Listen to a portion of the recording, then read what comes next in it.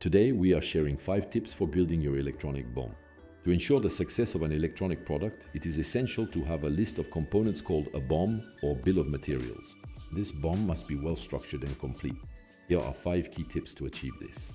The first step is to thoroughly list every component, whether it is active, passive, or a connector. Each item must be clearly identified by its name, manufacturer part number, and its role in the circuit.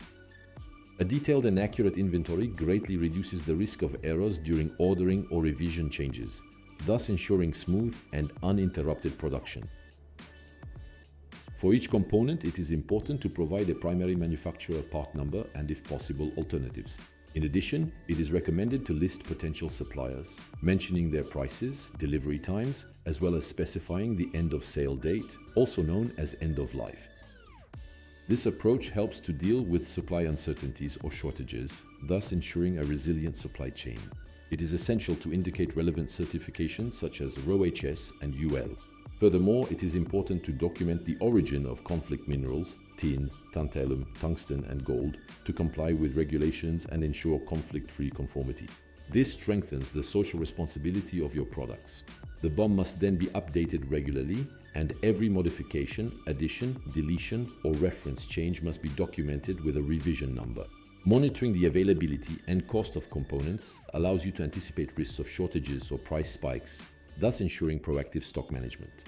The BOM must be accessible to all involved teams: R&D, purchasing, production, quality, whether in spreadsheet format or through a shared tool. Centralizing data and encouraging information sharing helps to limit duplication, avoid errors, and facilitate decision-making. Effective collaboration is essential to keep a BOM up to date and relevant. By applying these 5 best practices, you ensure a complete BOM that complies with standards and adapts to market constraints, while also strengthening the social responsibility of your products.